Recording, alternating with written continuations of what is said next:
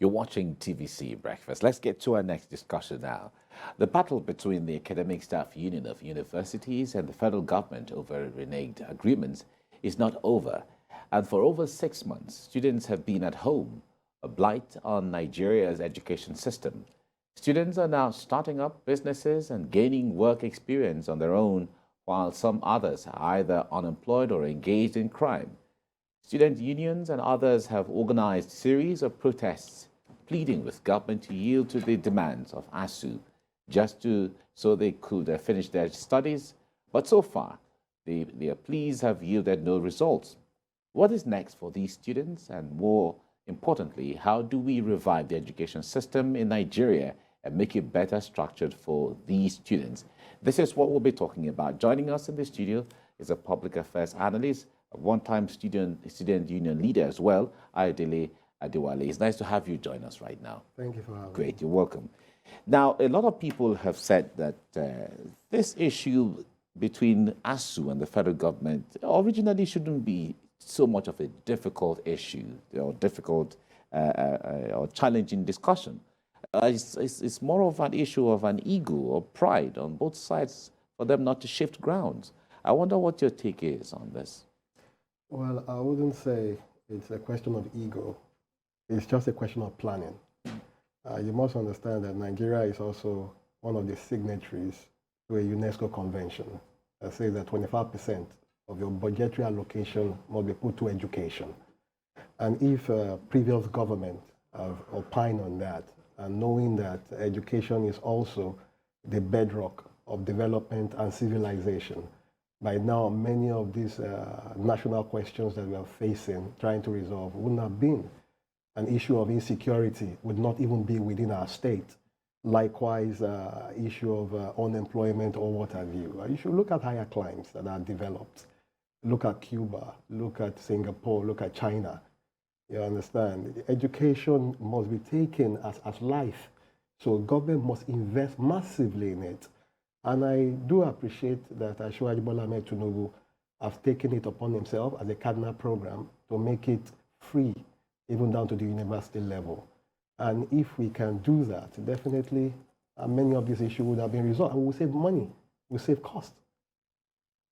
Well, we've had ASUU people come here to speak on this issue, and there have been questions that they have answered. There are some that they have not really satisfactorily answered. For instance, the government has said that they have, in pursuant of some of their requirements, that they've given them some tranches of 20 billion up to 2020. And they're saying that is not enough. Apparently, there are other issues to be resolved. Do we say that this is a situation of a failure of leadership on the part of the government? Well, I will hinge to your last statement. It's a failure of planning, a failure of thought. 20 billion in Nigerian economy right now is like throwing a coin in the sea, especially if you want to tackle the issue of education.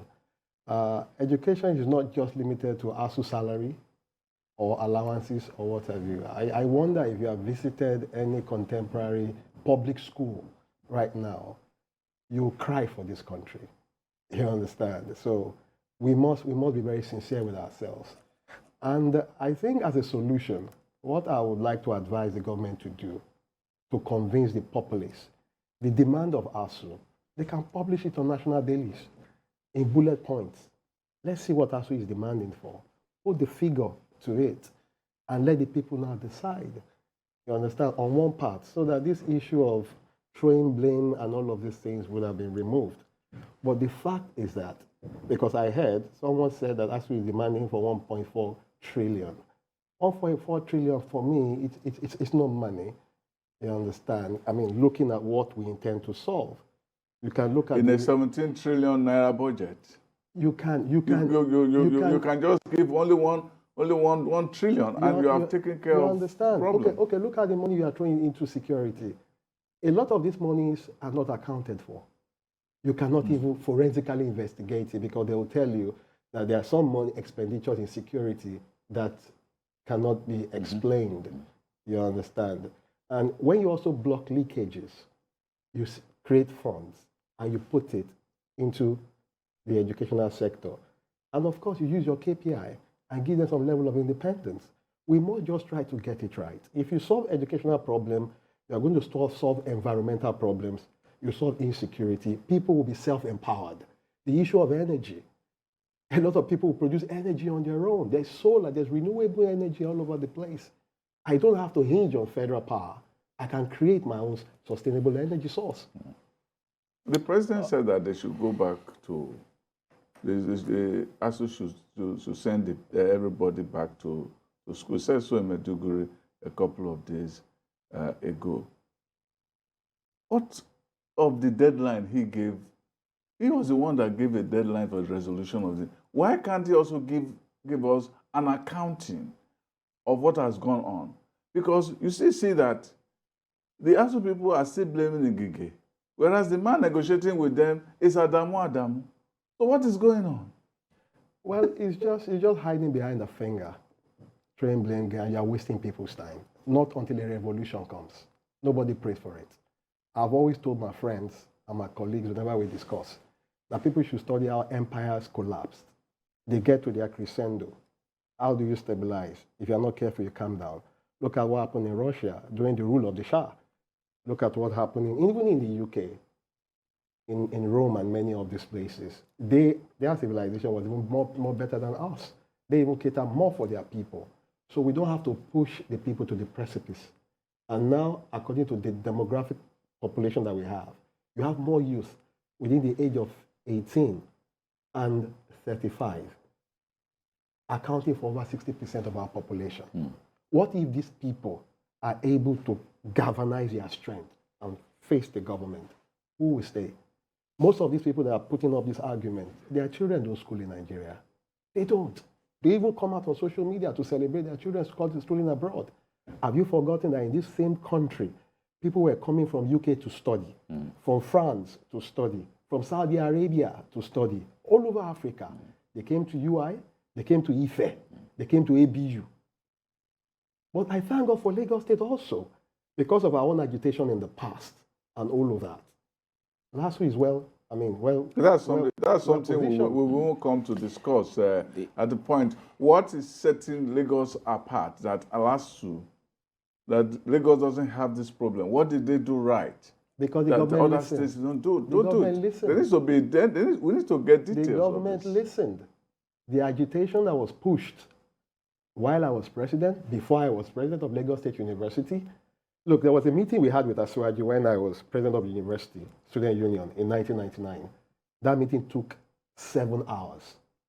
And we went with 92 pages of ASUU's problem.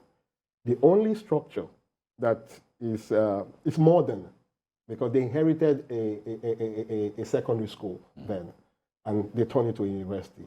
The only modern structure that we had then, during Jack Condé's time, was the 3-in-1 that was built by Marwa. But when ASUU came, he saw the problems, and we were able to analyze the problems, and we gave him the book. For 7 hours, we sat in the roundhouse, and we had discussion. He only went for a break. It was on a Friday when he went to pray, and he came back, and he took it and developed a master plan for the school. Now you have multiple structures.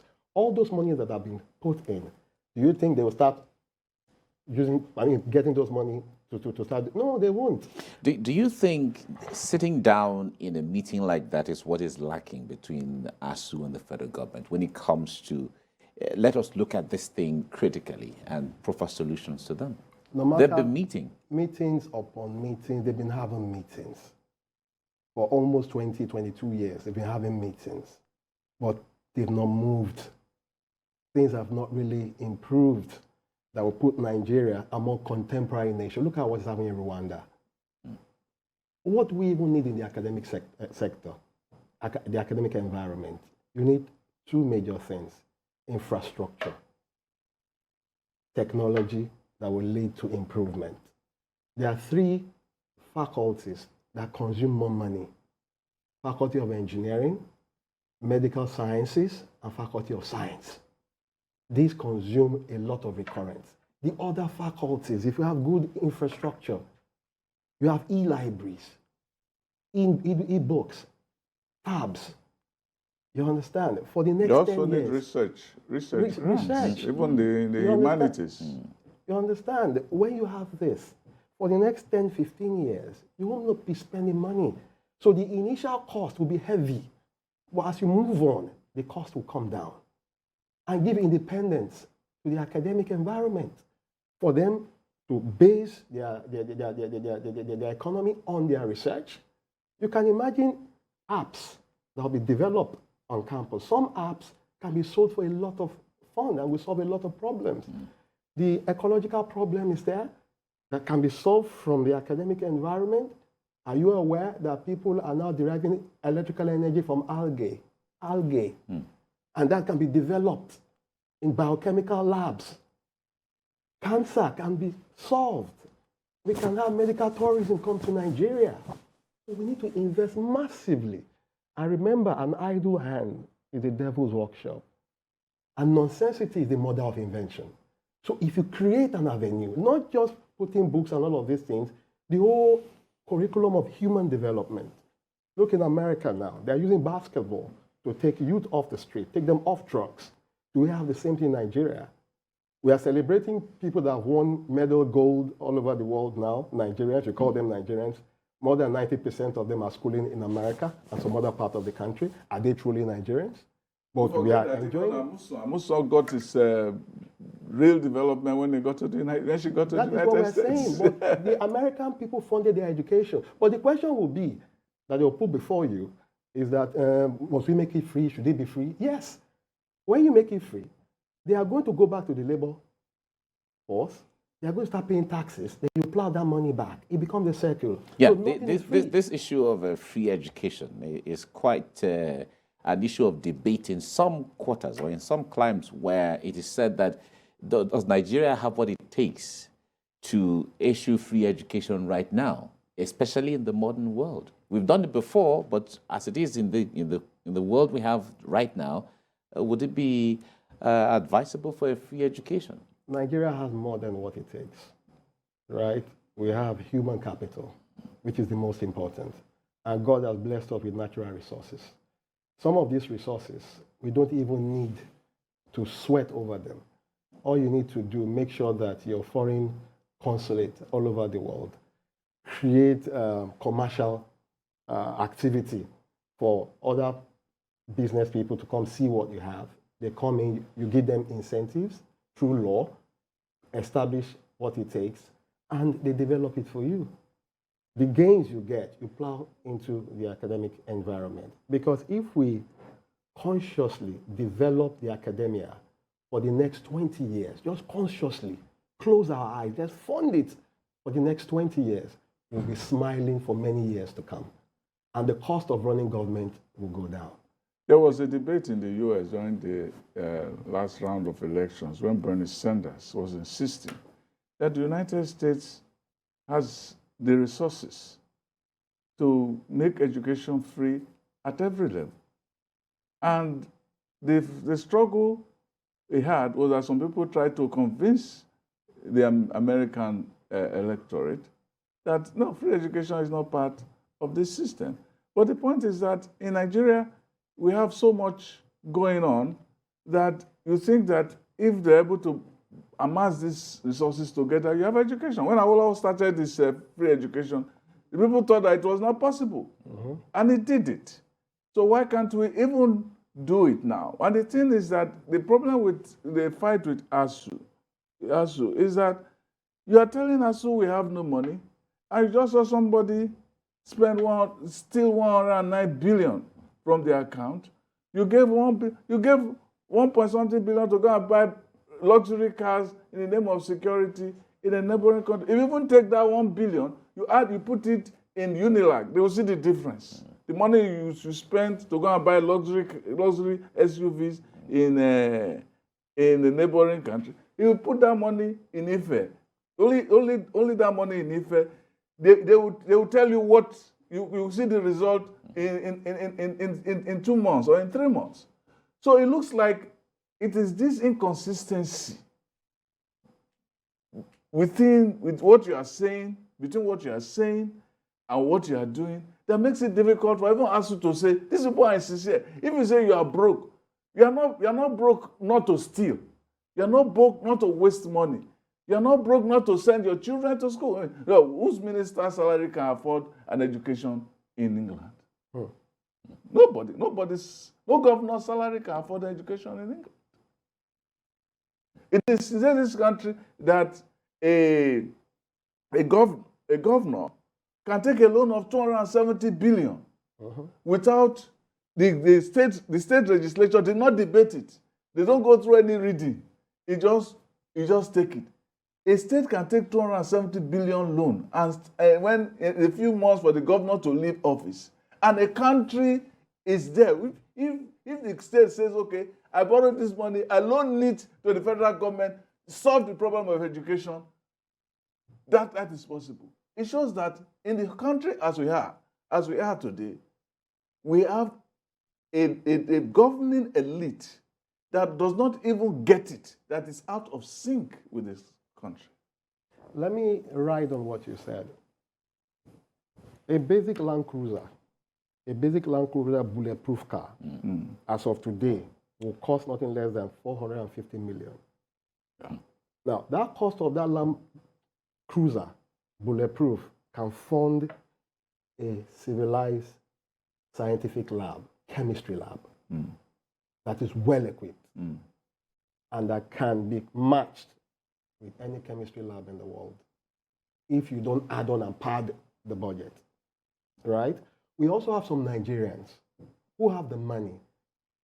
If there is sincerity, they are ready to start building research labs, building halls, building technological hubs, and all of this thing in support of government and society, as long as you name it after them or after their loved ones.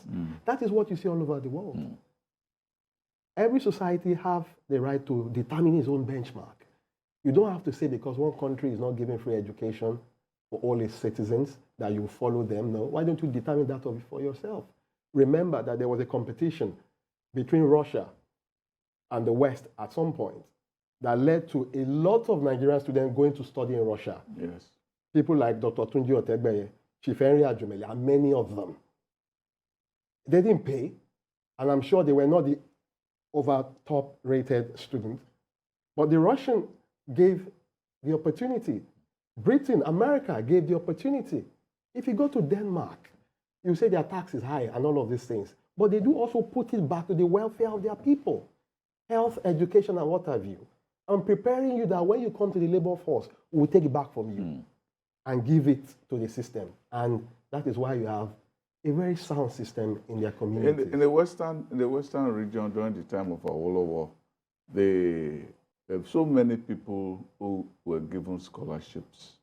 If you get scholarship, once you finish your education, come back home and give service. That was also a version of free education at every level.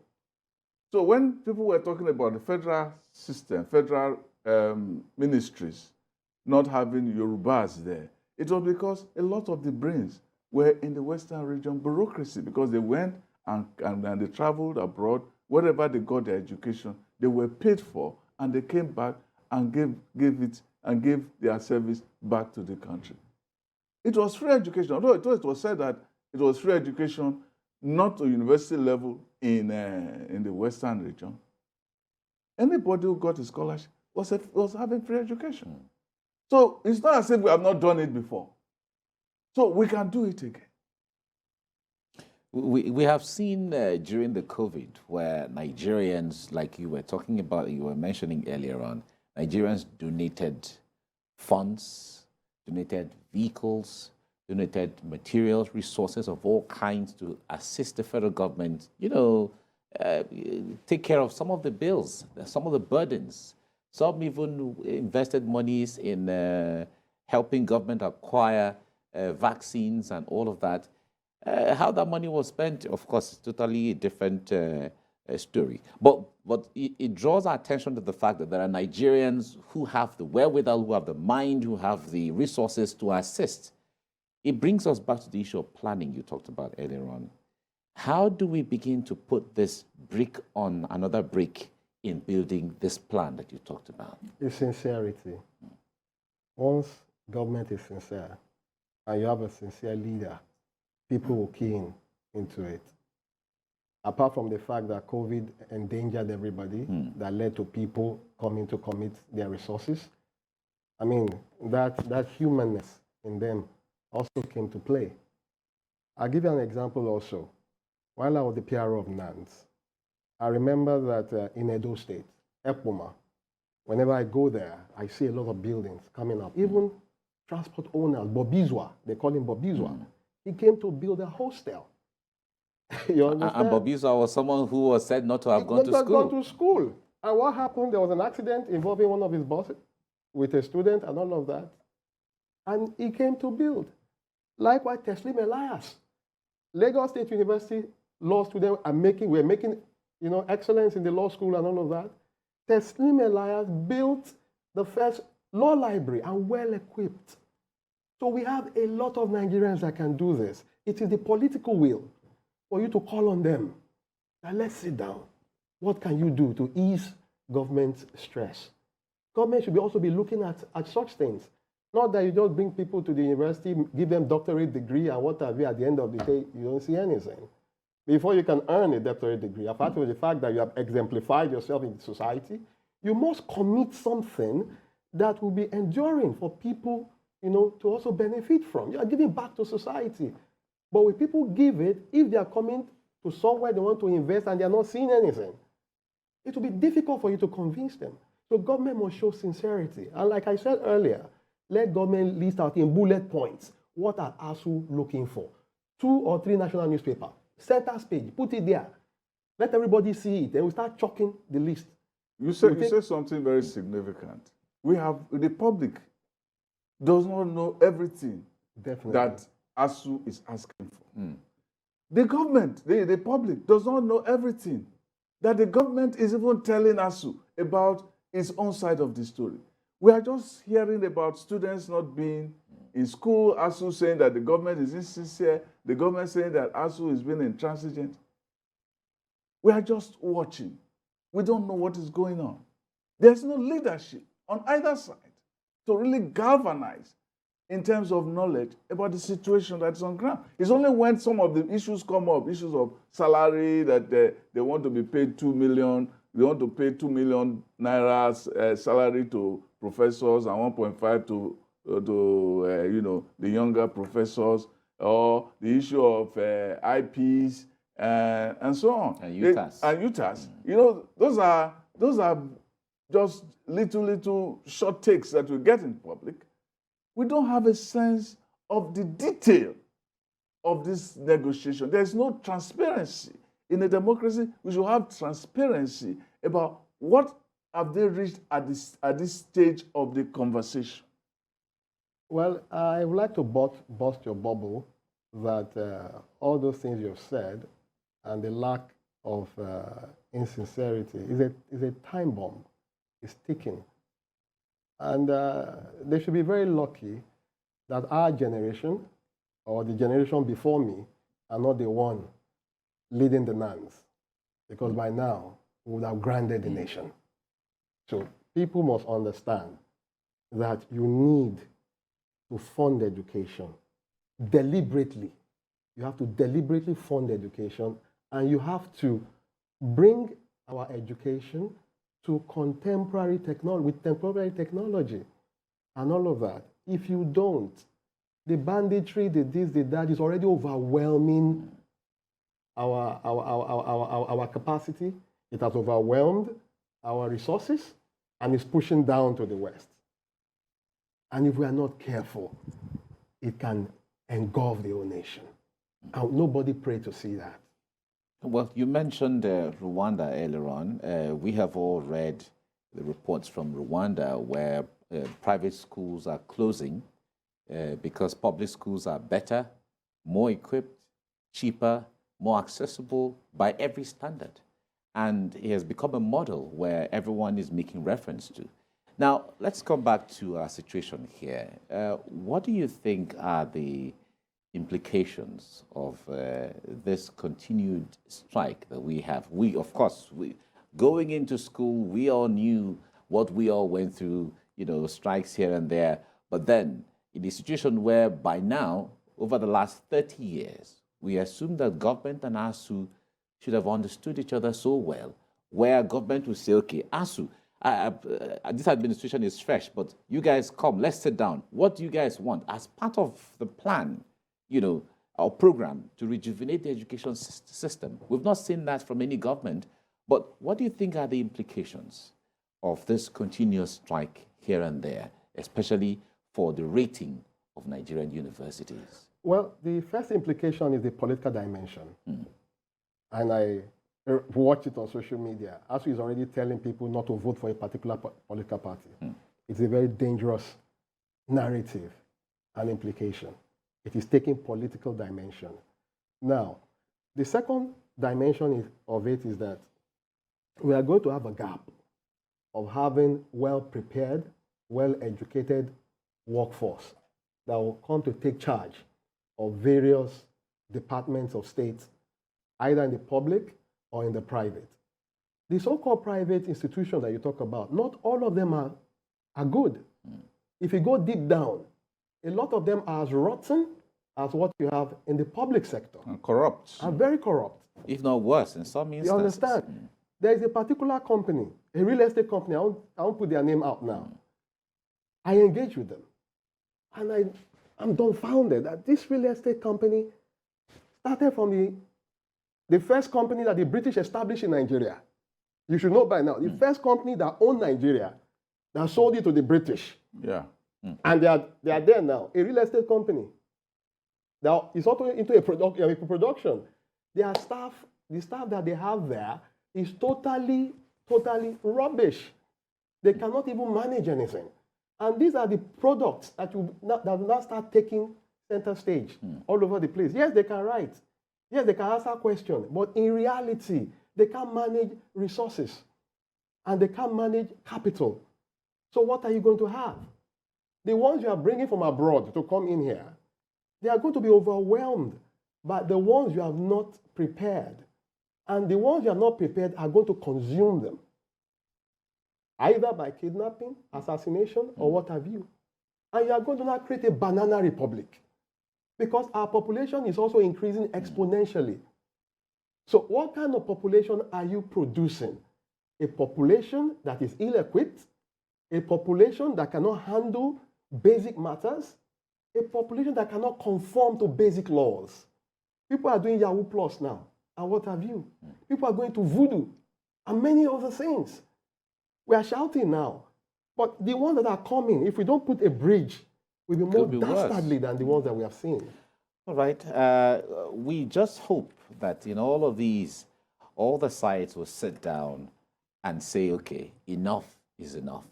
Like it was said in Rwanda, where they have kept issues of genocide behind them, never again, so that we can move forward and have... Can I also quickly tell you that one of the things that is bedeviling the fight against insurgency is that when you buy these high-tech weapons and bring them, you are going to give it to this population that you have recruited to handle.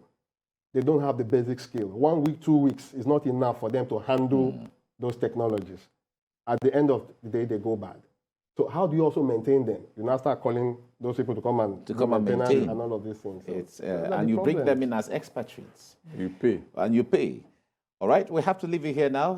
Adelia Adewale, thank you for your time on the program. Thank you for having me. Thank you so much. Thank you. Right.